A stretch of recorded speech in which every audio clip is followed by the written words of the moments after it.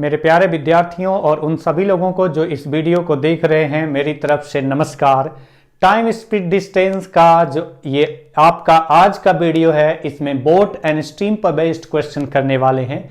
इससे पहले boat and stream से रिलेटेड 2 वीडियो मैंने अपलोड कर दी थी और आज की जो वीडियो है वो पिछले वीडियो से, जो सेकेंड बोट एंड स्ट्रीम की वीडियो अपलोड की थी उससे रिलेटेड है। उस सेकेंड वीडियो में हम लोगों ने डिस्कस किया था कि हिट एंड ट्रायल मेथड का यूज करते हुए किस तरीके से, मतलब ऑप्शन का यूज करते हुए किस तरीके से क्वेश्चन को आसानी से किया जा सकता है। उस पर बेस्ड पहला क्वेश्चन आपको दिखाई दे रहा है। ये पहला क्वेश्चन भी हिट एंड ट्रायल मेथड पर ही बेस्ड है, यानी ऑप्शन का फायदा उठाते हुए हम आंसर यहां पर निकालेंगे। लेकिन इसके बाद के जो क्वेश्चन डिस्कस करेंगे वो आपका हिट एंड ट्रायल मेथड से थोड़ा सा अलग, यानी हम डिस्कस करेंगे अलग कौन सा पॉइंट है, कौन सा कंसेप्ट है, क्या हमें सीखना है उसमें। तो हमें यह सीखना है कि नंबर क्रंचिंग कैसे किया जाता है, मतलब क्वेश्चन को नंबर क्रंच करके कैसे सॉल्व किया जाता है और किस तरीके के क्वेश्चन में नंबर क्रंच किया जाता है, वो तरीके के क्वेश्चन यहां पर डिस्कस करेंगे जो कि बोट एंड स्ट्रीम में आपको पढ़ना है। तो चलिए आज की क्लास स्टार्ट करते हैं। पहला क्वेश्चन आपकी स्क्रीन पर दिखाई दे रहा है और पहला क्वेश्चन क्या है। A motorboat went downstream for 28 kilometers and immediately returned. It took the boat twice as long to make the return trip. If the speed of the river flow were twice as high, the trip downstream and back would take 672 minutes. Find the speed of the boat in still water and the speed of the river flow. Hindi में इस question का मतलब है, एक motor boat 28 kilometre धारा की दिशा में जाकर पुनः वापस अपने प्रारंभिक स्थान पर धारा की विपरीत दिशा में चलकर पहुंच आती है। तो इस तरीके से उसे अप स्ट्रीम में लगने वाला टाइम डाउन स्ट्रीम में लगने वाले समय से 2 गुना है। आगे बोला गया है, अगर धारा की गति डबल हो जाती तो वह 28 किलोमीटर डाउन स्ट्रीम में जाकर 28 किलोमीटर अप स्ट्रीम में वापस आने में कुल 672 मिनट समय लेता। तो बताइए कि उस बोट की शांत जल में गति क्या थी। तो बताइए उस बोट की शांत जल में गति क्या थी, यह आपका क्वेश्चन है। तो क्वेश्चन में आपको जो इंफॉर्मेशन दी गई है कि 28 किलोमीटर जाना है और 28 किलोमीटर जाके वापस आना है, तो जो टाइम लग रहा है डाउन स्ट्रीम में, अप स्ट्रीम में उसका डबल टाइम लग रहा है। पहला पॉइंट। अब यहां पर आप बताइए, डिस्टेंस जितना दूरी गया उतनी दूरी आ रहा है और इस पॉइंट को हम लोग डिस्कस कर चुके हैं कि सेम डिस्टेंस के केस में स्पीड और टाइम का क्या रिलेशन होता है। और हमें पता है कि डिस्टेंस का फॉर्मूला होता है स्पीड इनटू टाइम। अगर डिस्टेंस फिक्स है, स्पीड अगर आप बढ़ाएंगे तो टाइम कम लगेगा उतना ही डिस्टेंस कवर करने के लिए। अगर आप स्पीड घटाएंगे तो टाइम ज्यादा लगेगा, इनवर्सली प्रोपोर्शनल होता है। ये पॉइंट हम लोगों ने प्रूव करके देखा था, सीखा था। तो अब आप देखिए कि अगर हम कहें कि सेम डिस्टेंस है तो टाइम का रेशियो अगर x/y होगा तो जो स्पीड होगा वो स्पीड का रेशियो सेम डिस्टेंस कवर करने के लिए वो क्या होगा, y/x। अगर सेम डिस्टेंस है तो इस टाइम जो लगेगा, अगर उसका रेशियो x/y है तो जो स्पीड होगा उसका रेशियो होगा y/x। ये हम लोग पॉइंट डिस्कस कर चुके हैं डिटेल में। टाइम स्पीड डिस्टेंस जब चैप्टर पढ़ रहे थे शुरू में, जो पीछे की वीडियो बनाई उसमें मैंने पूरा डिटेल से डिस्कस किया है, 2 स्पीड, 3 स्पीड का या उससे ऊपर का भी स्पीड का। तो वो पॉइंट आपको क्लियर होना चाहिए। तो आपको यहां पर बोला गया है कि एक आदमी जो 28 किलोमीटर डाउन स्ट्रीम में जाता है, तो डाउन स्ट्रीम में अगर वो डिस्टेंस कवर करता है तो कुछ टाइम लगा होगा, अप स्ट्रीम में जब डिस्टेंस कवर कर रहा है तो कुछ टाइम लगा है। और ये टाइम के बारे में इंफॉर्मेशन दी गई है कि जो टाइम लगा है उस मोटरबोट से जाने में, जो डाउन स्ट्रीम में टाइम लगा है, अप स्ट्रीम में उसका डबल टाइम लगा है। यानी डाउन स्ट्रीम में टाइम अगर 1 लगता होगा तो अप स्ट्रीम में कितना लगेगा, 2। डाउन स्ट्रीम में 10 घंटे लगेगा तो अप स्ट्रीम में 20 घंटे लगेगा। डबल टाइम लगा है तो हम लिख सकते हैं इस तरीके से, अगर x होगा तो ये 2x होगा। तो सेम डिस्टेंस 28 किलोमीटर गया है, 28 किलोमीटर आया, तो टाइम का रेशियो अगर 1:2 है तो हम कह सकते हैं स्पीड का क्या रेशियो होगा, तो स्पीड का रेशियो होगा 2:1, यानी जो डाउन स्ट्रीम की स्पीड होगी वो अप स्ट्रीम की स्पीड का डबल होगी, तभी ऐसा कंडीशन आएगा। वो यहां से रिलेट कर रहे हैं, जितना डिस्टेंस गया उतना ही आया। तो अब आप बताइए कि इस क्वेश्चन को करने के लिए अब ऑप्शन का फायदा उठाएंगे, बाकी कंडीशन दूसरी कंडीशन देखेंगे आवश्यकता पड़ेगी तो, अदरवाइज आवश्यकता ना पड़े और आंसर निकल जाए तो हम क्यों उस कंडीशन को देखें, चेक करें और टाइम वेस्ट करें। तो जैसे हमने कहा कि चलो इससे कंफर्म हो गया कि डाउन स्ट्रीम की स्पीड अप स्ट्रीम का डबल होगी, और आपसे बोला गया है कि find the speed of the boat in still water and the speed of the river flow. Boat की स्पीड, और आपसे क्या क्या पूछा गया है, आपसे पूछा गया है बोट की स्पीड बताओ और रिवर की स्पीड बताओ, यानी धारा की गति बताओ। तो बोट की स्पीड और स्ट्रीम का स्पीड आपसे पूछा गया है, तो हमने कहा कि चलो मेरा आंसर पहला सही है, पहला सही है यानी पहली कंडीशन को तो सेटिस्फाई करना चाहिए, बाकी की कंडीशन तो बाद में देखेंगे। मैंने कहा कि फर्स्ट ऑप्शन इज करेक्ट। अगर पहला ऑप्शन करेक्ट है तो बोट की स्पीड 9, स्ट्रीम की स्पीड 3, तो हम कहेंगे 9 + 3 12 और 9 - 3 6। यहां डबल का स्पीड मैच कर गया, मतलब पहला ऑप्शन होने के चांसेज है। दूसरा आप देखते हैं ऑप्शन, ये चांसेज होंगे पहला ऑप्शन होने के।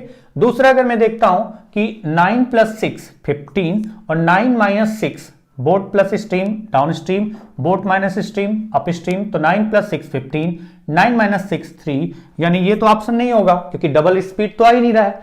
थर्ड ऑप्शन देखते हैं, 8 + 2 बोट प्लस स्ट्रीम 10 और 8 - 2 बोट माइनस स्ट्रीम कितना आ गया 6। क्या डबल है?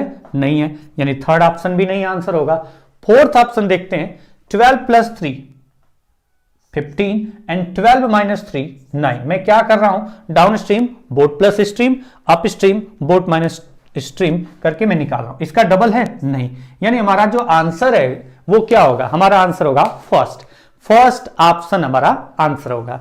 तो ये पहले क्वेश्चन में आपको दूसरी इंफॉर्मेशन का यूज नहीं करना पड़ा क्योंकि डबल की कंडीशन है और डबल की कंडीशन केवल एक ऑप्शन में सेटिस्फाई कर रही है, तो बाकी ऑप्शन में है ही नहीं, हमें चेक ही नहीं करना पड़ा और हमारा आंसर भी निकल गया, इसलिए हमारा फर्स्ट आंसर होगा। अगर मैं कहता हूं कि पहला ऑप्शन डबल तो कर रहा है match down stream up stream का, अगर उसके अलावा बाकी जो 2-3 ऑप्शन है उनमें से कोई और भी अगर ये कंडीशन सेटिस्फाई कर जाता तो फिर हम कंफ्यूज हो जाते हैं कि पहला ऑप्शन होगा या जो और कर रहा है इस कंडीशन को सेटिस्फाई डबल वाला केस तो दूसरा ऑप्शन होगा, या और भी कर जाए तीसरा ऑप्शन होगा। तो उसके लिए आपको दूसरी कंडीशन को भी चेक करना पड़ता है। जैसे दूसरी कंडीशन चेक करेंगे तो क्या चेक करना पड़ता आपको, इसमें बोला गया है कि हमने कहा कि पहला ऑप्शन, चलो पहला ऑप्शन हमारा मैच कर गया, पहली कंडीशन को सेटिस्फाई कराया, अब दूसरी कंडीशन भी सेटिस्फाई होनी चाहिए इस पहले ऑप्शन के थ्रू, तब हम कहेंगे कि पहला सही है, अदरवाइज दूसरा जो भी ऑप्शन होता उसको चेक करते हैं। तो आप बताइए 28 किलोमीटर जाना है फिर 28 किलोमीटर आना है, दोनों टाइम मिला करके कितना लग रहा है 672 मिनट में है। अगर अब वो मिनट में है, ये जो टाइम आएगा डिस्टेंस किलोमीटर में है, स्पीड किलोमीटर पर आवर्स में आपका दिया गया है, टाइम आवर्स में आएगा और इजिकल टू 672 मिनट है, तो इसको 60 से मल्टीप्लाई कर देंगे तो मिनट में हो जाएगा। तो ये आपका दूसरा कंडीशन भी चेक करना पड़ेगा अगर आपका एक से अधिक पहली कंडीशन को सेटिस्फाई करने लगे ऑप्शन। तो अब अगर यहां पर हमने कहा कि चलो पहला ऑप्शन सही है तो हमारा 9 + 3, अब यहां पर बोला गया कि अगर वो वही दूरी अगर तय करता तो 672 मिनट लगते, लेकिन कब, जब धारा की गति बोट 9 स्ट्रीम 3, अगर ये धारा की गति जितना है अगर उसका डबल होती मतलब 6, तब आपका वही टाइम वही डिस्टेंस कवर करने में 672 मिनट लगता। अब हम इस वैल्यू के अकॉर्डिंग डाउन स्ट्रीम और अप स्ट्रीम जो आएगा उसके अकॉर्डिंग 672 को मैच कराने की कोशिश करेंगे। अगर ये 672 के बराबर आया तो आंसर है, अदरवाइज नहीं। तो हमारा 6 क्यों लिया जाएगा यहां पर, क्योंकि इस कंडीशन के अकॉर्डिंग तो चलो पहली कंडीशन मैच कर गया, दूसरी कंडीशन में ये बोला गया कि 672 घंटे उसी डिस्टेंस को कवर करने में लगेंगे, लेकिन कब, जब स्ट्रीम का स्पीड डबल होता तब। तो स्ट्रीम का स्पीड डबल करके देखते हैं क्या ये कंडीशन को सेटिस्फाई कर रहा है, कर गया तो मतलब हमारा और कोई ऑप्शन नहीं होगा, पहला ऑप्शन सही होगा। 9 + 6 15 हो जाएगा अप डाउन स्ट्रीम, और अप स्ट्रीम हो जाएगा 9 - 6 3, यानी अगर मैं इसको कैलकुलेट करूं एलसीएम आएगा 15 28 प्लस अगर इसको डिवाइड करें तो 140, 3 से डिवाइड किया 5 5 × 28, तो ये आपका आ गया इनटू कितना 60। क्या ये 672 के बराबर आएगा? तो आप देख सकते हैं 15 से 4, यानी आपका आ जाएगा 168 × 4, और ये 168 × 4 कितना आ रहा है? वो 672 मिनट आ गया। और अगर ये 672 मिनट आ गया तो हम कहेंगे कि जो हमारा आंसर फर्स्ट है वही आंसर करेक्ट है। अगर ये दूसरी कंडीशन को पहला ऑप्शन सेटिस्फाई नहीं करता तो फिर अब अगले ऑप्शन को चेक करते, जिसमें पहली कंडीशन सेटिस्फाई करती तो उसको दूसरी कंडीशन को भी सेटिस्फाई करा करके चेक करते। बट यहां पर तो पहले ही निकल गया। यहां पर तो यह भी नहीं करना पड़ा क्योंकि हमें पहले ही पता चल गया था कि बाकी किसी केस में डबल स्पीड है नहीं, मतलब हमें आगे चेक करने की जरूरत नहीं है कि जबरदस्ती हम चेक करेंगे। अगर हमारा आंसर निकल गया, हमें पता है बाकी 3 ऑप्शन हमारा आंसर नहीं हो सकता, तो हमारा आंसर पहला ही होगा, क्योंकि वो वही अकेले है जो डबल स्पीड दिखा रहा है अप स्ट्रीम से डाउन स्ट्रीम की दी गई कंडीशन के अकॉर्डिंग, मतलब पहला ऑप्शन ही करेक्ट है। आगे के जो क्वेश्चन करने वाले हैं जो आज की क्लास में, वो नंबर क्रंचिंग पर है। नंबर क्रंचिंग की बात करेंगे तो यहां पर ऑप्शन का फायदा उठाने की बात नहीं करेंगे, यहां पर हम अपने माइंड का यूज करते हैं। नंबर क्रंचिंग में नंबर को क्रंच करना है, अपने दिमाग से उठाना है, और अपने दिमाग का मतलब अपने मनमानी नहीं कर लिया कि हमारा तो मन अच्छा लग रहा है कि 99 उठा लेंगे, हमारा तो फेवरेट नंबर है 7, हमारा तो फेवरेट नंबर है 11, हमारा तो फेवरेट नंबर है 27। तो ये कोई नंबर क्रंचिंग का मतलब अपना फेवरेट नहीं देखना है। आपको नंबर क्रंचिंग में ऐसी वैल्यू लेना है जो दी गई कंडीशन को सेटिस्फाई कर जाए, या सेटिस्फाई कराने की कोशिश करेंगे कोई ऐसी वैल्यू लेकर के, लेकिन वो वैल्यू ऐसी हो कि हमें कैलकुलेशन में दिक्कत ना हो। और नंबर क्रंचिंग का जब भी क्वेश्चन बनता है ना, तो चांसेस यही होते हैं कि नंबर क्रंच करने के लिए जो वैल्यू माननी होती है वो इंटीजर में, क्योंकि अगर पॉइंट में मानना पड़ जाए या बहुत बड़ी वैल्यू मानना पड़ जाए तो वो पॉसिबल नहीं है कि हम उतना सोच सके। देखिए आपका क्वेश्चन क्या है। तो क्वेश्चन अगला है, वो अगले क्वेश्चन के अकॉर्डिंग चलेंगे कि किस तरीके से होने वाला है अगले क्वेश्चन में नंबर क्रंचिंग का यूज। क्वेश्चन है, a boat sails downstream from point A to point B which is 10 kilometre away from A and then returns to A. If the actual speed of the boat in still water is 3 km/h, the trip from A to B takes 8 hours less than that from B to A. What must be the actual speed of the boat for the trip from A to B to take exactly 100 minutes? अच्छा, इस question में बोला गया है एक नाव धारा की दिशा में A से B 10 किलोमीटर की दूरी जाती है और फिर पुनः B से A 10 किलोमीटर यात्रा करके प्रारंभिक स्थान पर आ जाती है। अगर उस नाव की शांत जल में गति 3 किलोमीटर प्रति घंटा होती तो उसे डाउन स्ट्रीम में लगने वाला टाइम अप स्ट्रीम में लगने वाले टाइम से 8 घंटे कम लगता। तो डाउन स्ट्रीम में लगने वाला समय अप स्ट्रीम में लगने वाले समय से 8 घंटे कम होता, डिस्टेंस सेम है, कम होता। फिर आगे बोला गया कि उस नाव की शांत जल में गति कितनी होनी चाहिए, उस नाव की शांत जल में गति कितनी होनी चाहिए कि वह नाव A से B 10 किलोमीटर की दूरी 100 मिनट में तय करे। यह आपका क्वेश्चन है। तो मतलब आपको बोट की स्पीड ये नहीं दिया गया है कि बोट की स्पीड 3 किलोमीटर/h से, ये बोला गया था कि अगर 3 किलोमीटर प्रति घंटा बोट की स्पीड होती शांत जल में तब 8 घंटे कम लगता डाउन स्ट्रीम में अप स्ट्रीम के कंपेयर में, लेकिन आपको ये नहीं बोला गया कि 3 किलोमीटर प्रति घंटा है। फिर बोला गया कि A से B का जो दूरी अगर वो 100 मिनट में तय करती है तो शांत जल में नाव की गति क्या थी कि वो 100 मिनट में कवर किया। A से B जाना है, पॉइंट हमारा यहां पर मेन ये है कि जब A से B जाएगी तो वो आपका क्या होगा, डाउन स्ट्रीम। ध्यान ये रखना है डाउन स्ट्रीम A से B है, यानी अगर बी से ए आएंगे तो वो क्या होगा, बी से ए क्या होगा, अप स्ट्रीम। पॉइंट ध्यान देने का यह है कि अगर ए से बी जाएंगे तो वो होगा डाउन स्ट्रीम, कंडीशन के अकॉर्डिंग दिया गया है, और बी से ए आएंगे तो वो होगा अप स्ट्रीम, और ए से बी के बीच का डिस्टेंस कितना है, 10 किलोमीटर। अब आते हैं क्वेश्चन पे। क्वेश्चन ये है कि पहली कंडीशन कि 10 किलोमीटर गया और 10 किलोमीटर आया, अगर बोट की स्पीड होती 3 किलोमीटर पर आवर्स, स्ट्रीम की स्पीड तो पता ही नहीं है, वो हमने कहा x किलोमीटर पर आवर्स। अगर बोट की स्पीड होती 3 किलोमीटर पर आवर्स तो वो 10 किलोमीटर जाने में अप स्ट्रीम में टाइम जो लेता, वो डाउन स्ट्रीम में 10 किलोमीटर जाने में जितना टाइम लेगा उससे 8 घंटे ज्यादा लेता है। या डाउन स्ट्रीम में जो टाइम ले रहा है, अप स्ट्रीम में जितना टाइम ले रहा है, डाउन स्ट्रीम में उससे 8 घंटे कम ले रहा है। कब? जब बोट की स्पीड, अगर बोट की स्पीड 3 किलोमीटर प्रति घंटा होगी। तो चलिए हम कहते हैं कि इस क्वेश्चन में इंफॉर्मेशन के अकॉर्डिंग हम टाइम का डिफरेंस देखें डाउन स्ट्रीम और अप स्ट्रीम में, तो हमें पता है कि अप स्ट्रीम में स्पीड कम होती है तो टाइम ज्यादा लगेगा। तो पहले अप स्ट्रीम का टाइम निकालेंगे, टोटल डिस्टेंस 10, अप स्ट्रीम में स्पीड क्या होगा, 3 माइनस एक्स, डिफरेंस निकालना है। अगली बार 10 किलोमीटर डाउन स्ट्रीम में कितना टाइम होगा, 3 प्लस एक्स इजिकल टू कितने घंटे का डिफरेंस आ रहा है, 8 घंटे का। ये आपका हो गया इक्वेशन, ये पहली कंडीशन के अकॉर्डिंग। अच्छा, अगर मैं इससे निकालूं तो इससे क्या x की वैल्यू निकल आएगी, हाँ x की वैल्यू निकल आएगी। यानी स्ट्रीम का स्पीड अगर मैं इसको सॉल्व करूं पूरा तो स्ट्रीम का स्पीड आ जाएगा। लेकिन यहां पर नंबर क्रंचिंग करना होता है, नंबर क्रंचिंग करने से क्वेश्चन बड़ा आसान हो जाता है। x की वैल्यू निकालनी है, आप बताइए, और x की वैल्यू क्यों निकालनी है वो भी देख लो आप।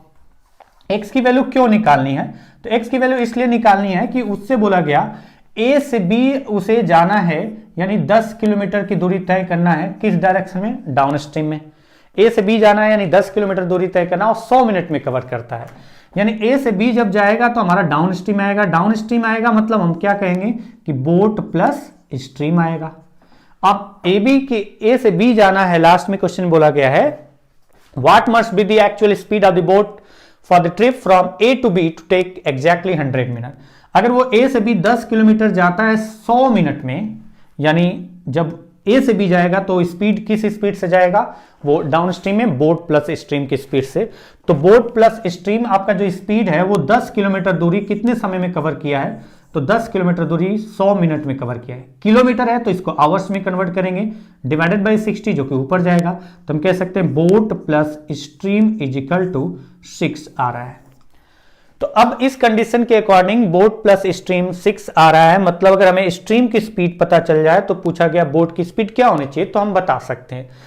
तो अब आपका स्ट्रीम का स्पीड यहां से निकल जाएगा। ये बोट का स्पीड जो दिया गया है वो एक्चुअल ना देकर के ये आपको बोला गया कि इफ अगर ऐसा होता तब, स्ट्रीम की स्पीड फिक्स है लेकिन बोट की स्पीड बोला गया कि 3 किलोमीटर प्रति घंटा होता तब 8 घंटे का अंतर आता। तो बोट की स्पीड कितना होनी चाहिए, स्ट्रीम की स्पीड फिक्स है कि बोट की स्पीड कितना होनी चाहिए कि वो 100 मिनट में ए से बी 10 किलोमीटर दूरी तय कर ले। तो यहां से 100 मिनट में डिस्टेंस कवर करने का मतलब स्पीड 6 आना चाहिए, और डाउन स्ट्रीम है यानी बोट प्लस स्ट्रीम। तो स्ट्रीम का स्पीड अगर यहां से पता कर लेते हैं तो बोट की स्पीड कितना होनी चाहिए वो आपका आंसर निकल आएगा।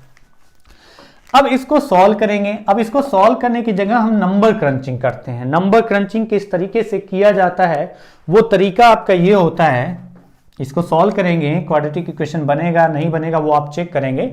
बट अगर मुझे यहां नंबर क्रंचिंग करनी है तो नंबर क्रंचिंग का मतलब यहां पर क्या होगा कि हम वैल्यू पुट करेंगे, एक्स की ऐसी वैल्यू पुट करेंगे जिस वैल्यू पर ये कंडीशन सेटिस्फाई करे। अब यहां पर तो आपको जो दिया गया है ना वो आपका बोट का स्पीड दिया गया है, और आपको यहां पर x जो मानना है ना, माने हैं आप x, यहां पर ये ऑप्शन में नहीं है, आपको ऑप्शन में बोट का स्पीड है और यहां पर आपने स्ट्रीम का स्पीड माना है। तो आप x को इनमें से कोई उठा करके नहीं रखेंगे, आपको अपने अकॉर्डिंग, अपनी सोच समझ के अकॉर्डिंग, अपनी समझ के अकॉर्डिंग ऐसी वैल्यू रखनी है जिससे आपका ये कंडीशन को सेटिस्फाई करे। यही है आपका नंबर क्रंचिंग। नंबर क्रंच करो अपने अकॉर्डिंग, लेकिन वैल्यू हमें ज्यादा बड़ी नहीं सोचना होता है। क्वेश्चन के में दी गई इंफॉर्मेशन के अकॉर्डिंग छोटी छोटी इंटीजर वैल्यू पर ही हमें पकड़ बनानी होती है, सोचना होता है और देख चेक करना होता है।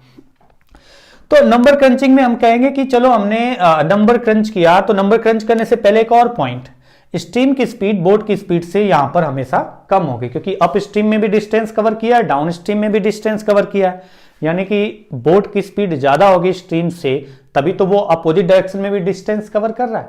तो हमें कह सकते हैं बोट की स्पीड ज्यादा होगी स्ट्रीम से, यानी बोट की स्पीड 3 है तो स्ट्रीम की स्पीड 3 से तो कम ही होगी।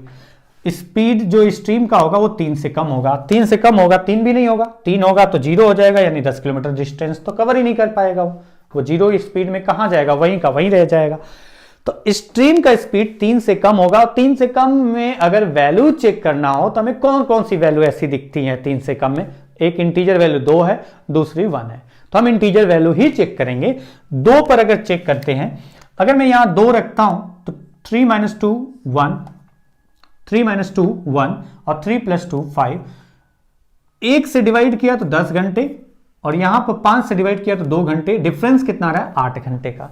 अगर 8 घंटे का डिफरेंस आ गया, इसका मतलब ये हमें कंफर्म हो गया कि हमने जो नंबर क्रंच किया है एकदम करेक्ट किया है। x की वैल्यू आ गई 2, अगर x की वैल्यू 2 आ गई यहां से, तो जैसे ही x की वैल्यू 2 आएगी हम कहेंगे कि बोट प्लस स्टीम, यानी बोट प्लस 2 = 6, यानी बोट की स्पीड कितनी आ जाएगी जब वो 100 मिनट में कवर कर रही है, तो 4 km/h। ये हमारा आंसर हो जाएगा, यानी हमारा फर्स्ट ऑप्शन आंसर हो गया। तो यहां पर आप हिट एंड ट्रायल मेथड की बात नहीं कर रहे हैं, यहां पर आप कर रहे हैं बात नंबर क्रंचिंग की। तो ये इस क्वेश्चन का आंसर हो गया। लेकिन अगर मैं इसी क्वेश्चन को x की वैल्यू निकालने के लिए क्वाड्रेटिक इक्वेशन बनाऊं, नंबर क्रंच नहीं कर पाऊं, तो ये थोड़ा सा लेंदी प्रोसेस हो जाएगा, और कुछ लोगों को तो क्वाड्रेटिक इक्वेशन भी सॉल्व नहीं करने आता, पता नहीं वो ठीक ढंग से कर पाएंगे कि नहीं कर पाएंगे। तो नंबर क्रंचिंग, हाँ, नंबर क्रंचिंग के लिए भी आपको दिमाग चाहिए, बिना दिमाग का तो कुछ नहीं होने वाला। तो अब नंबर क्रंचिंग के स्थान पर अगर सॉल्व करूं तो देखो क्या बनेगा, a + b a - b, अगर ये भी फॉर्मूला नहीं याद है तो और प्रॉब्लम है, फिर मल्टीप्लाई करना start, a + b a - b, a + b a - b, LCM लेंगे तो a + b a - b, a² - b², यानी 9 - x², ये 8 है ही। और इधर क्या आएगा, तो इधर आएगा आपका 3 - x। अब आपको करना क्या है, इसको इससे मल्टीप्लाई कर लीजिए, क्रॉस मल्टीप्लाई करके, और इनको आपस में मल्टीप्लाई, तो इनको आपस में मल्टीप्लाई किया, इनका क्रॉस किया, तो 30 + 10x, ये मल्टीप्लाई करें 10 × 3 -30, और ये माइनस माइनस प्लस 10x, यानी 30 आपका कैंसिल, 10 10 20x, और इधर आपका 8 है, 20 को अगर 4 से डिवाइड करें तो ये 2, और 20 को डिवाइड करें तो 5x, यानी हम लिख सकते हैं 5x = 18 - 2x²। इसको इधर लाएं तो लिखेंगे 2x² + 5x - 18 = 0। अब ये आपका क्वाड्रेटिक इक्वेशन है। अगर इस क्वाड्रेटिक इक्वेशन को सॉल्व करना जानते हैं तो सॉल्व करके आपका रिजल्ट आएगा, और किस तरीके से सॉल्व करते हैं ये हर बार मैं बार बार ना बताऊं, इससे पहले भी मैं बता चुका हूं, तो मैं बस इसको लिख दे रहा हूं कि क्या आएगा x का वैल्यू। सबसे पहले तो हमें क्या करना होता है, इसको मल्टीप्लाई करते हैं, 18 × 2 36, 36 के 2 फैक्टर करने होंगे, जो कि डिफरेंस या सम 5 है, क्योंकि ये अपोजिट आपका साइन था तो डिफरेंस 5 है। 36 में 9 × 4 9 - 4, यानी 9 4 लिख दिया, पहला साइन इसका अपोजिट माइनस, बाकी ये अपोजिट है तो ये भी अपोजिट होगा प्लस, डिवाइडेड बाई a 2, तो माइनस तो हो ही नहीं सकता, यानी x की वैल्यू कितनी आ गई 2, तो x की वैल्यू 2 आ गई। ये मैंने क्वाड्रेटिक इक्वेशन का एक तरीका बताया है जो होता है, अगर आपको नहीं पता है, अधिकतर लोगों को पता होता है, अगर नहीं पता है तो क्वाड्रेटिक इक्वेशन की एक वीडियो बनाऊंगा जिसमें बहुत सारे क्वेश्चन हम लोग करेंगे, कम से कम 40-50 क्वेश्चन करेंगे, क्योंकि क्वाड्रेटिक इक्वेशन स्पेशली बैंकिंग के एग्जाम पर फोकस करने के लिए होता है, बैंकिंग के एग्जाम में आता है, इसलिए उसमें क्वाड्रेटिक इक्वेशन पे फोकस जरूर किया जाता है। तो वहां पर उसके लिए मैं अलग से वीडियो बनाऊंगा, समझ में आ जाएगा, बट ये कैलकुलेशन करना पड़ेगा आपको। अगर आप नंबर क्रंचिंग नहीं करते हैं तो प्रोसेस लेंदी हो जाता है, इसलिए नंबर क्रंचिंग करने पर क्वेश्चन को आसान करने के लिए नंबर क्रंचिंग ही करना चाहिए अधिकतर चांसेज में। जब आपको लगे कि नहीं क्वाड्रेटिक इक्वेशन बनेगा और कुछ नंबर अगर हम क्रंच करके वैल्यू को सेटिस्फाई करा सकते हैं तो नंबर क्रंच करना चाहिए आपको। नेक्स्ट क्वेश्चन पर आते हैं। क्वेश्चन नेक्स्ट आपका है,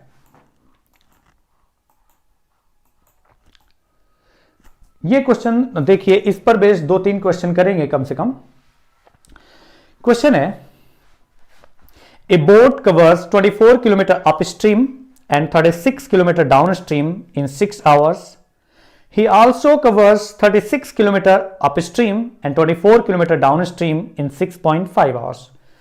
Find the speed of boat in still water.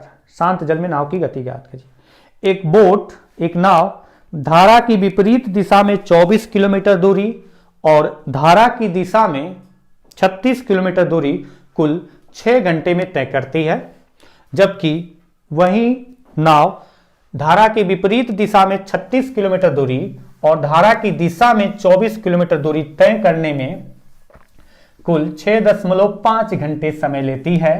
तो शांत जल में नाव की गति ज्ञात करो। अब इस क्वेश्चन को भी नंबर क्रंचिंग से करेंगे, लेकिन मैं इस क्वेश्चन के लिए पहले तो बताऊंगा बेसिक तरीका। बेसिक तरीका मतलब हम जो मान करके एक्स वाई मान करके सॉल्व करके करते हैं ना, पहले उस क्वेश्चन के उस तरीके को डिस्कस करेंगे, फिर उसके बाद हम यहाँ पर बात करेंगे नंबर क्रंचिंग का। और जो 2-3 क्वेश्चन या 4 क्वेश्चन करेंगे उसमें मैं 2 या 3 क्वेश्चन को बताऊंगा पूरा लिख करके, 3 क्वेश्चन को तो आपका बेसिक तरीका भी बताऊंगा और उसके बाद नंबर क्रंच करके भी बताऊंगा, और चौथा जो होगा नंबर क्रंच करके उसके बाद आज की क्लास समाप्त करेंगे। लेकिन 4 क्वेश्चन करेंगे इस पर बेस, ताकि आपके जो छोटे छोटे पॉइंट्स है ना वो आपके क्लियर हो जाए। बेसिक तरीके को भी करने में जो कैलकुलेशन होती है उसमें थोड़ी सी आसानी हो जाए, इसलिए थोड़ा सा समझाऊंगा मैं उसको।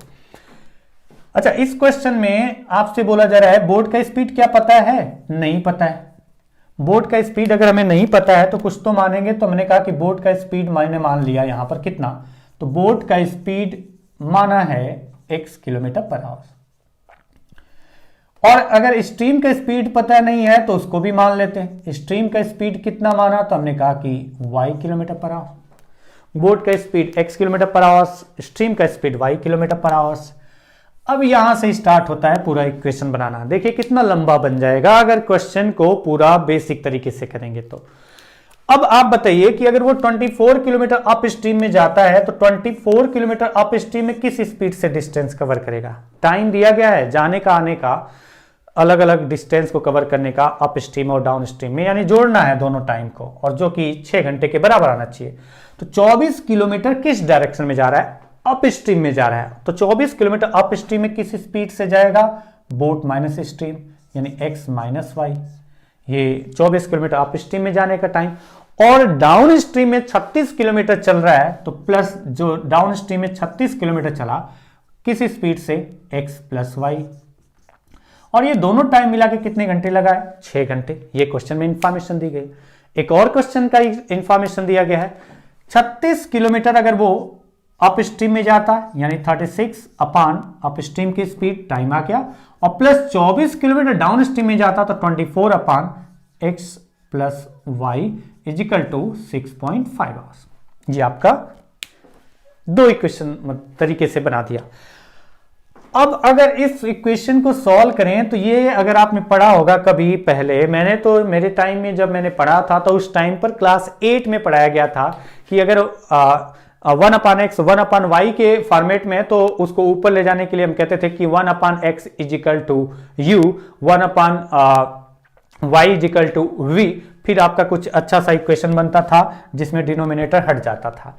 तो वही कॉन्सेप्ट यहां पर यूज कर रहा हूं मैं, पूरा भी डिटेल से बता रहा हूं इस क्वेश्चन को। अब फिर उसके बाद ये वाला प्रोसेस नहीं लिखेंगे कि अगर मैं कहता हूं कि x माइनस वाई नीचे है, x प्लस वाई ऊपर है, तो मैं कहूं कि 1 upon x minus y equal to a लिख दूं, और 1 upon x plus y equal to b लिख दूं, तो क्या हमारा ये अच्छा सा इक्वेशन नहीं बन जाएगा? Linear equation 2।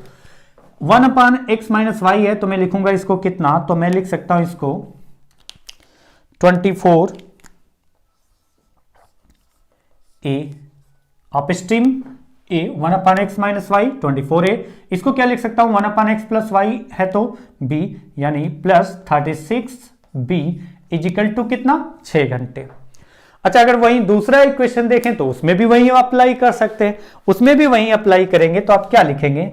36, क्योंकि ये 1 अपान एक्स माइनस वाई है तो ये ए का फॉर्मेट बनेगा, प्लस ये एक्स प्लस वाई का है पार्ट तो बी का फॉर्मेट बनेगा, इजिकल टू 6.5।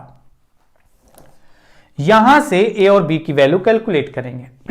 अच्छा, अगर यहां से ए और बी की वैल्यू कैलकुलेट करेंगे तो ए और बी की वैल्यू कैलकुलेट करने का तरीका भी होता है। इसको तरीका क्या होता है कि हम पहले बराबर करते हैं, या तो बी को ऊपर नीचे न्यूमेरिकल वैल्यू इनकी जो कोफिशिएंट होंगे बराबर होंगे करेंगे, या फिर ए का कोफिशिएंट बराबर करते हैं और फिर उसके बाद उनका साइन अपोजिट करते हैं। अगर अपोजिट है तो जोड़ करके कट जाता है, और अगर सेम है तो माइनस करके कट जाता है। यही करते रहे आप, अगर नहीं करते रहे हैं तो देख लेना एक बार, यही करते रहे। लेकिन आप देखिए कि इस तरीके के क्वेश्चन में मेरी स्पीड हो सकता है कि ज्यादा हो, बट ध्यान से समझिए कि इस तरीके के क्वेश्चन में जब भी आप अगर सॉल्व करते हैं तो आपको करना क्या होता है, बराबर करना होता है, माइनस करना पड़ेगा इस क्वेश्चन में। क्योंकि जब भी ऐसा क्वेश्चन आएगा तो इस तरीके के क्वेश्चन में हमेशा ये कहीं भी माइनस नहीं रहेगा। जब भी अगर ऐसा क्वेश्चन आएगा तो माइनस तो होने के चांसेज ही नहीं है, क्योंकि ये हमेशा प्लस की बात की जा रही है। इस तरीके के क्वेश्चन की बात कर रहा हूं। अब वो डिफरेंस देना स्टार्ट कर दे तो अलग केस है, लेकिन इस तरीके का क्वेश्चन जिसमें दोनों टाइम का सम आपको दिया गया है तो हमेशा प्लस आएगा। सॉल्व करने के लिए जैसे भी आप करते हैं वो करते हैं, लेकिन मैं कहता हूं कि मेरे को बी की वैल्यू निकालना मन कर रहा है, पहले निकालूं। मैं बी की वैल्यू पहले निकाल रहा हूं। ए कैंसिल करना पड़ेगा, मैंने कहा बराबर हो गया, कैंसिल हो गया, बराबर भी हो गया और साइन भी अपोजिट कर दिया और कैंसिल भी कर दिया, लेकिन मैंने उसको लिख करके दिखाया नहीं। अब अगर आपको ऐसा क्वेश्चन जब भी आया तो आप करिए क्या कि बी की वैल्यू अगर निकालनी है तो ए को कैंसिल करिए, अगर ए की वैल्यू निकालनी है तो बी को कैंसिल करिए।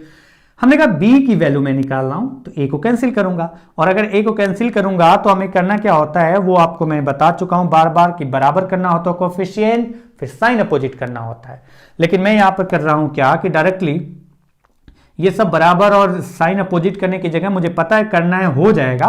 तो b की वैल्यू निकालना है तो सीधा सीधा इसमें रेशियो क्या है इनके कोफिशिएंट में, तो ये 24 12 से 2 टाइम और ये 3 टाइम। अब मैं सॉल्व कर रहा हूं इसको, डायरेक्टली b की वैल्यू दिख रही है, निकल रही है। 3 का मल्टीप्लाई क्रॉस मल्टीप्लाई करना है, 3 जो नीचे है उसको ले जाके 6 से मल्टीप्लाई किया 18 माइनस ऊपर वाले का मल्टीप्लाई नीचे वाले से किया 2 इंटू 6.5 यानी 13 डिवाइडेड बाय, वैसे ही यहां पर करना है 3 इंटू 36 108 माइनस 2 इंटू 24 48। अच्छा, अगर ऊपर देखें तो 5 आ रहा है और नीचे कितना आ रहा है 60, यानी 5/60 का मतलब हुआ कि b की वैल्यू आ गई 5 से डिवाइड करें 12 1/12। b की वैल्यू अगर 1/12 आ गई तो क्या a की वैल्यू निकाल सकते हैं? हाँ, a की वैल्यू भी निकल आएगी। a की वैल्यू अगर आप निकालेंगे 1/12 b की वैल्यू रखें तो अगर यहां 12 रखेंगे 1/12 रखेंगे b की वैल्यू तो 12 नीचे जाएगा, यानी कितना रिजल्ट देगा 3। और अगर ये 3 जाकर 6 में से माइनस हुआ तो कितना बचेगा 36 इंटू 1/12 3 होगा, 3 जब जाके माइनस होगा तो बचेगा कितना 3, ये आपका उधर माइनस हो गया, बचा 24 a इक्वल टू 3, तो a इक्वल टू 24 जाके डिवाइड करेगा यानी 1/8। तो यहां से आ गया b का वैल्यू 1/8, सॉरी a का वैल्यू आ गया 1/8, b का वैल्यू 1/12, a का वैल्यू 1/8। 1 ऊपर है, इसमें भी 1 ऊपर है, नीचे x प्लस वाई है, यानी हम लिख सकते हैं कि x प्लस वाई जो आएगा, x प्लस वाई जो आएगा वो 12 होगा। 1 1 मैच किया, x माइनस वाई जो आएगा वो कितना होगा 8 होगा। यानी हम कह सकते हैं कि अगर मैं इसको ऐड करूं तो 2x equal to 20 then x equal to 10। अगर x की वैल्यू 10 आ गई मतलब बोट का स्पीड कितना आ गया 10 किलोमीटर प्रति घंटा। ये आपका बेसिक तरीका। और अगर मैं यहीं पर बात करूं कि इस बेसिक तरीके के बाद मैं यहां पर बात कर रहा हूं कि इतना लेंदी प्रोसेस लिख करके करने की जगह नंबर क्रंचिंग किस तरीके से अप्लाई करना है इस क्वेश्चन में, तो नंबर क्रंचिंग अप्लाई करने के लिए कैसे आप अप्लाई करोगे वो आप देखिए। मैं इसको रफ करके बता रहा हूं। तो अब आपका क्या है, बिना रफ किए थोड़े ना बताया जा सकता है, रफ तो करना ही पड़ेगा। तो चलिए अब आपका दूसरा जो नंबर क्रंचिंग का तरीका मैं यहां पर बता रहा हूं, वो नंबर क्रंचिंग का तरीका कुछ ऐसे होगा कि बोला गया 24 किलोमीटर वो अप स्ट्रीम में कवर करता है। 24 अप स्ट्रीम को यू से इंडिकेट कर दे रहा हूं मैं यहां पर, और डाउन स्ट्रीम में 36 किलोमीटर, तो 36 डी इजिकल टू कितने घंटे लगे 6 घंटे। दूसरा पॉइंट आता है यहां पर कि अगर वो 36 किलोमीटर डाउन अप स्ट्रीम में कवर करता, 36 अपान यू, वही चीज लिख रहा हूं, इसलिए फिर से नहीं बता रहा हूं, क्यों यू से डिवाइड कर रहा हूं, टाइम निकाल रहा हूं, distance upon upstream speed plus 24 kilometre downstream में कवर करता, 24 upon downstream speed is equal to कितना आता, 6.5 आवर्स आता। अब आप देखिए कि नंबर क्रंच कैसे करना है। नंबर क्रंच करने के लिए देखिए 24 up stream, 36 up stream, 36 down stream, ये कुछ गलत लिखा है मैंने, sorry, 24 up stream, 36 up stream, 36 down stream, 24 down stream, यानी डाउन स्ट्रीम के साथ भी 24-36 है, अप स्ट्रीम के साथ भी 24-36 है। तो हमें दिखाई दे रहा है कि 24 एंड 36 में कोई ऐसी वैल्यू जो 24 और 36 दोनों का फैक्टर हो, दोनों को डिवाइड करता हो। मिल रहा है तो ठीक है, नहीं मिल रहा है तो किसी एक को उठा करके चेक करते हैं। तो मैंने कहा अप स्ट्रीम में अगर मैं इसको 12 मान लेता हूं, थोड़ा सा ध्यान रखना, मैं गलत मानूं या सही मानूं तो वो बता रहा हूं, गलत मानूंगा तो वो बताऊंगा कि कैसे गलत हो गया, वो आपको समझना है। अगर मैं इसको 12 मानूं, 12 से देखिए मान लेते हैं कि अप स्ट्रीम 12 था, तो 12 से डिवाइड करते हैं 2 टाइम, यानी 24 किलोमीटर अगर 12 की स्पीड से कवर किया तो 2 घंटे लगा, टोटल 6 घंटे लगा है। 2 घंटे अप स्ट्रीम में लगा, यानी 4 घंटे डाउन स्ट्रीम में लगा होगा, और 4 घंटे डाउन स्ट्रीम में लगा तो 36 किलोमीटर 4 घंटे में कवर किया है, तो कितना स्पीड आ गया, 36 बाई टाइम 4, 9। तो कभी भी डाउन स्ट्रीम तो अप स्ट्रीम से कम हो ही नहीं सकता, यानी कि हमारा जो ये माना हुआ अप स्ट्रीम 12 है वो तो आंसर नहीं है, ये गलत मैंने माना है। ये अभी पता चल गया, अगला चेक करना भी नहीं पड़ा, क्योंकि डाउन स्ट्रीम हमेशा अप स्ट्रीम से ज्यादा होता है। तो ये जो ऑप्शन था, मतलब जो नंबर मैंने क्रंच किया अप स्ट्रीम 12, वो गलत मैंने क्रंच किया।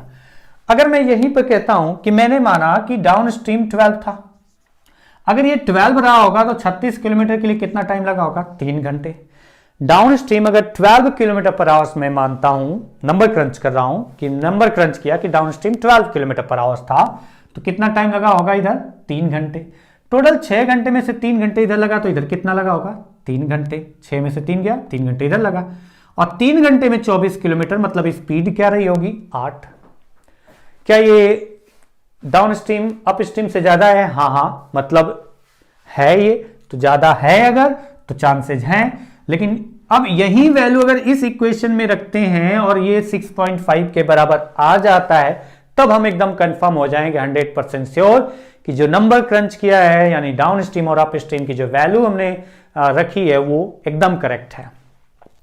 डी की वैल्यू 12 रखते हैं और यू की वैल्यू 8 रखते हैं। 8 से 12 से डिवाइड किया 2 आवर्स, 8 से डिवाइड किया 4.5, कितना आता है, 6.5। मतलब हम लोग एकदम सही डायरेक्शन में जा रहे हैं। कह सकते हैं कि डाउन स्ट्रीम 12, डाउन स्ट्रीम मतलब boat plus stream x plus y 12, और अप स्ट्रीम यानी boat minus stream x minus y 8। तो यहां से कैलकुलेट करिए x इजिकल टू 10, यानी कि बोट की स्पीड x जो आपने माना है वो आ गया कितना, 10 किलोमीटर पर आवर। तो ये नंबर क्रंच करने का तरीका है कि किस तरीके से आपको नंबर क्रंच करना है। अगले क्वेश्चन को बताता हूं मैं। अगले क्वेश्चन में भी मैं बेसिक तरीका बताऊंगा, बस थोड़ा सा उसमें से पॉइंट एक होगा जो कि नेग्लेक्ट कर दूंगा, जो बीच में मैंने इसके बाद जस्ट लिखा था। जो अगला क्वेश्चन है वो अगला क्वेश्चन आपकी स्क्रीन पर है और आप देख रहे होंगे, उम्मीद करता हूं कि आप अपनी तरफ से उसे सॉल्व भी करने की कोशिश कर रहे होंगे, और सॉल्व भी कर लेंगे, कर सकते हैं और करेंगे आप ट्राई प्रयास। A boat covers 39 km upstream and 116 km downstream in 7 hours. He also covers 65 km upstream and 87 km downstream in 8 hours. Find the speed of boat in still water. शांत जल में नाव की गति।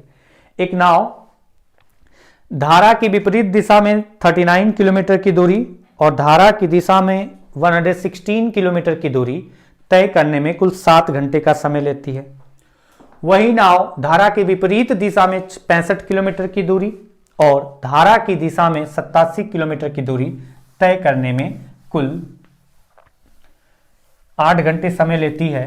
तो 8 घंटे समय लेती है, तो शांत जल में नाव की गति ज्ञात करो। अच्छा, अगर मैं इस तरीके को अप्लाई करता हूं, तो मैंने कहा इस तरीके को अप्लाई करता हूं, यहां पर कहानी आपको सब लिखी हुई है। तो मैं यहां पर पूरा लिखने की जगह एक स्टेप जो पहले इक्वेशन में बेसिक तरीके को मैं बार बार बता रहा हूं, तीनों क्वेश्चन में बताऊंगा बेसिक फिर नंबर क्रंच। तो अगर मैं बेसिक की बात करूं तो मैं तो यही लिखूंगा कि इसमें 39 किलोमीटर अप स्ट्रीम में गया है। मैंने इसको ये x minus y upstream का पार्ट, तो ये मैंने लिखा कि 39 किलोमीटर अगर अब वो अप स्ट्रीम में जाएगा तो किस स्पीड से जाएगा, x माइनस वाई। और नीचे x माइनस वाई है तो हमें पता है नीचे अगर x माइनस वाई आएगा तो इसको हम लिख सकते हैं 1 ये अपान x माइनस वाई आएगा, तो हम डायरेक्टली तो लिख सकते हैं ना कि नीचे लिखने की जगह हम लिख सकते हैं 39 है, 39 अपान x माइनस वाई यानी a लिख सकते हैं, x माइनस वाई को जो नीचे रहेगा ऊपर ले जाकर के 39a प्लस, मैं एक स्टेप आउट कर रहा हूं क्योंकि पहले में मैं बता चुका हूं। दूसरा x प्लस वाई वाला केस है, अगर नीचे x प्लस वाई है तो ऊपर b लिख सकते हैं। 116 किलोमीटर जाता है वो डाउन स्ट्रीम में, 116 बी इजिकल टू क्या लिख सकते हैं 6। और ये ऐसा क्वेश्चन जब आया तो आपको डायरेक्टली लिखिए, वो पूरा लिखने की जरूरत नहीं है। और ये पॉइंट भी ध्यान रखिए कि अगर आप ऐसे लिखते हैं तो जो a और b की वैल्यू आएगी उसको इन्वर्स करेंगे तब x प्लस वाई और x माइनस वाई आएगा। यानी डाउन स्ट्रीम और अप स्ट्रीम अगर आपको निकालना है तो जो a और b की वैल्यू आएगी, a की जो वैल्यू आएगी वो इन्वर्स कर लेना, यानी 1 अपान उसको इन्वर्स कर लेना। जैसे 3/5 आया तो क्या लिखेंगे 5/3, 1/5 आया तो क्या लिखेंगे 5/1। तो आपका डायरेक्टली रिजल्ट आ जाएगा बोट प्लस स्ट्रीम यानी डाउन स्ट्रीम और boat minus stream up stream. दूसरा हम लिखेंगे कि अगर वो 65 किलोमीटर अप स्ट्रीम में जाता है, 65 अप स्ट्रीम यानी ये वाला पार्ट है तो लिखेंगे a। दूसरा है कि वो 87 किलोमीटर डाउन स्ट्रीम में जाता है तो 87b इजिकल टू 6.5, सॉरी 6.5 नहीं है, इसमें ये 7 आवर्स है और ये 8 आवर्स है। मैं पिछले क्वेश्चन को रिलेट कर दिया टाइम के पार्ट पे, बट ये है, ये मैं इसलिए बता रहा हूं ताकि आपको अगर ऐसा क्वेश्चन कोई इक्वेशन सॉल्व करना हो इस तरीके के क्वेश्चन के लिए केवल, तो आप ऐसे डायरेक्टली कर सकते हैं, कहीं भी माइनस नहीं है। इस तरीके का क्वेश्चन आएगा माइनस होगा नहीं। तो आपको करना है क्या कि आपको b की वैल्यू निकालनी है, तो b की वैल्यू अगर आप निकालते हैं तो a को कैंसिल कर लो आप।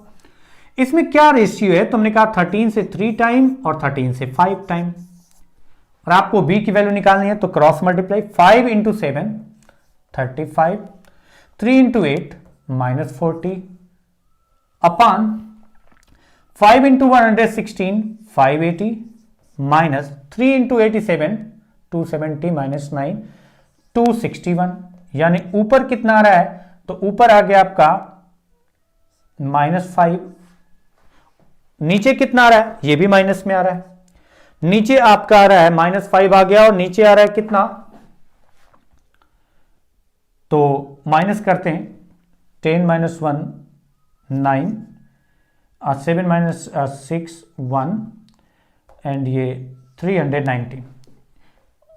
कुछ गलत मैं कर रहा हूं क्या, 7 and 8 आवर्स है ना, ठीक है। 5 इंटू 7 35, 8 इंटू 3 24, ये आपका 40 नहीं है 24 है, 3 into 8 24, 3 into 8 24, 5 into 7 35 and 3 into 8 24।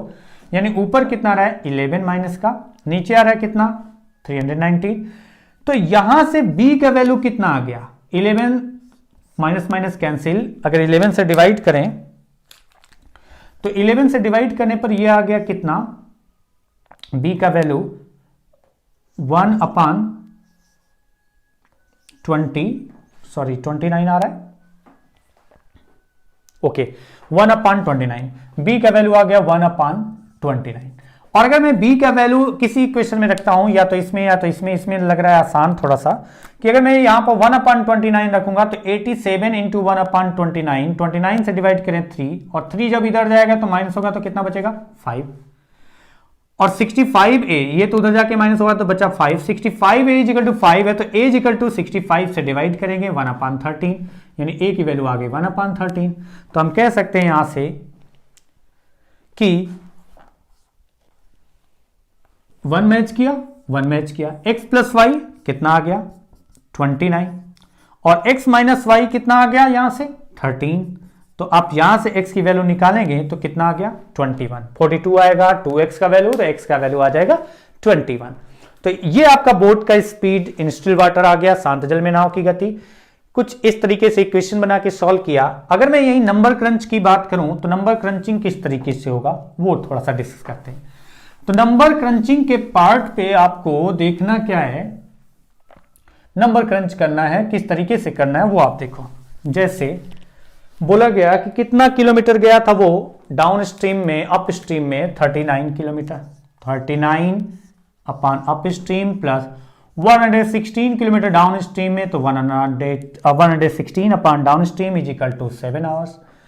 फिर बोला गया था 65 किलोमीटर अप स्ट्रीम में जाता है और 87 किलोमीटर डाउन स्ट्रीम में जाता है, तो टोटल 8 आवर्स लगते हैं। यही तो दिया गया था पूरे इक्वेशन में, जो इन्फॉर्मेशन दी गई थी, मतलब क्वेश्चन में जो इन्फॉर्मेशन दी गई थी वो ये दी गई है। नंबर क्रंच करते हैं। अच्छा 39 65 अप स्ट्रीम के साथ है और डाउन स्ट्रीम के साथ 116 और 87 है, किसका फैक्टर आसान लग रहा है, 116 87 का या 39 65 का? तो हम कहेंगे 39 65 का आसान लग रहा है। तो 39 65 में ऐसा कुछ कॉमन है जो 39 का फैक्टर हो, 65 का फैक्टर हो, कुछ अप स्ट्रीम में आसानी हो? तो हमने कहा 13 तो एक ऐसी वैल्यू है जिस पर ये कैंसिल हो जाएगा। अगर मैं इसको 13 लेता हूं तो कितनी बार गया, 3 टाइम, 13 3 जा 39, 39 आ गया, 3 टाइम्स आ गया, 7 आवर्स लगा है। यहां पर अगर 13 अप स्ट्रीम मानता हूं तो 3 घंटे लगा इधर, 7 घंटे में से 3 घंटे इधर लग गया तो इधर लगा होगा 4 घंटे, और 4 घंटे में 116 किलोमीटर चला है, यानी डाउन स्ट्रीम कितना रही होगी, 4 से डिवाइड करो 29। और अगर यही 29 यहां पर रखें और अप स्ट्रीम 13 यहां रखें तो ये आपका अगर 8 आ गया, तो जो हमने नंबर क्रंच किया है वो सही किया है। तो अब आप यहां देखिए कि 13 से डिवाइड करें 5 और 29 से डिवाइड करें 3, 5 और 3 कितना होता है, 5 + 3 8, मतलब एकदम सही जा रहे हैं हम लोग, सही डायरेक्शन में और सही आंसर निकलने वाला है।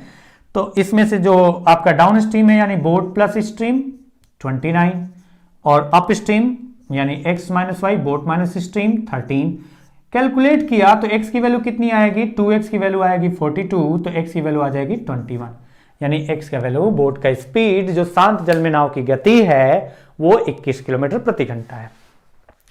ये इस क्वेश्चन का आंसर है। तो नेक्स्ट क्वेश्चन पे चलते हैं।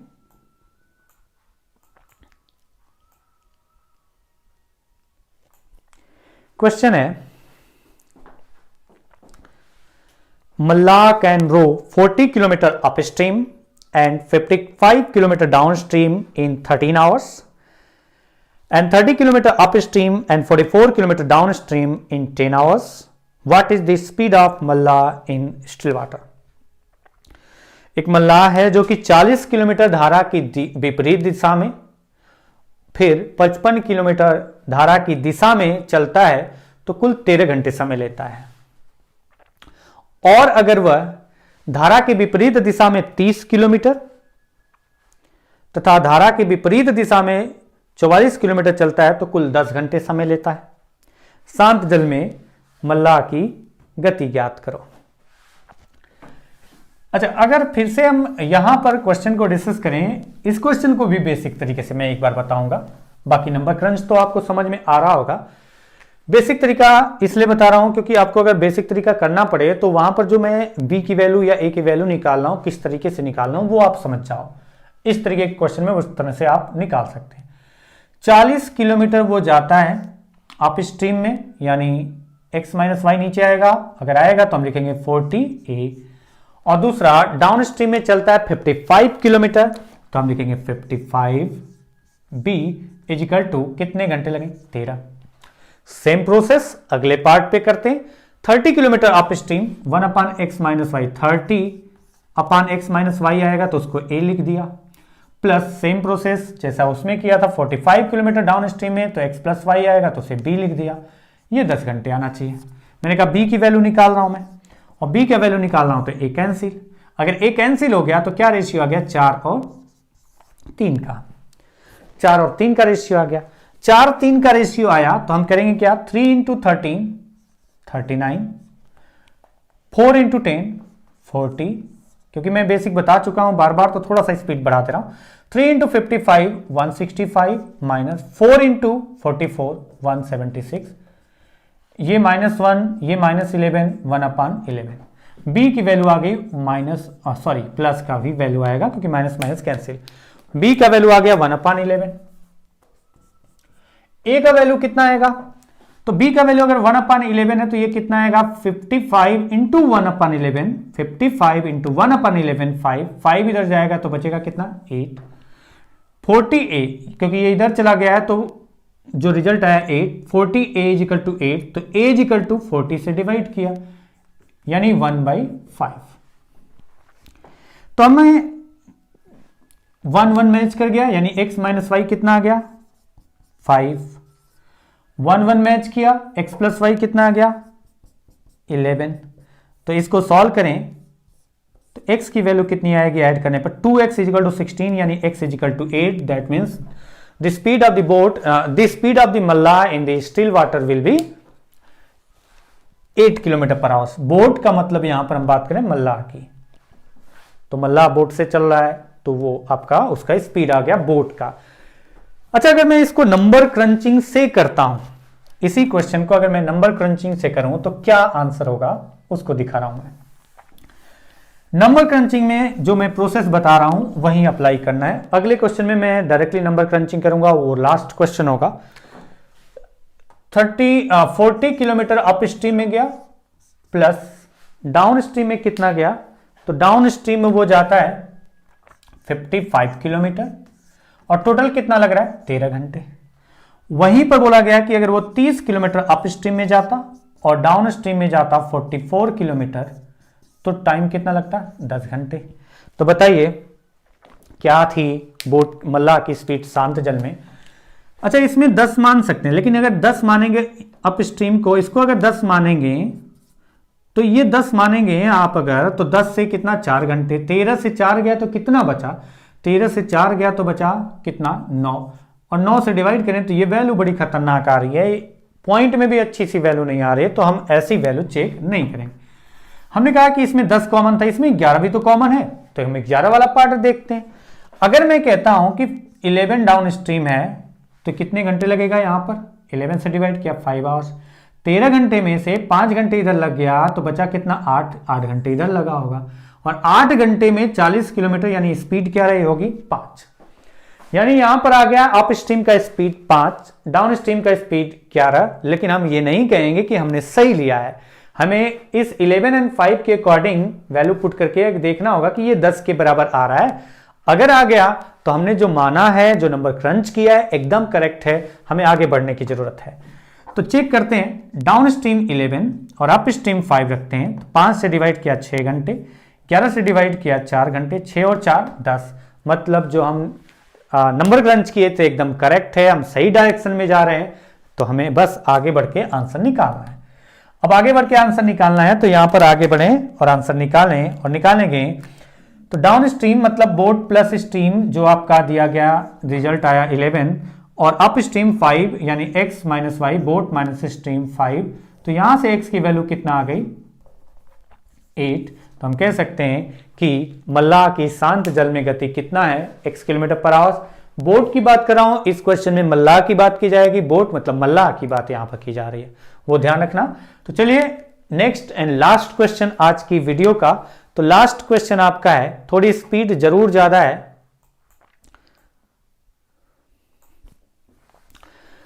इस क्वेश्चन को हम लोग सिर्फ नंबर क्रंचिंग का यूज करते हुए आंसर निकालेंगे। और ये आपका जो क्वेश्चन दिख रहा है, इस क्वेश्चन में मुझे पढ़ने की जरूरत नहीं है, हिंदी में पढ़ रहा हूं।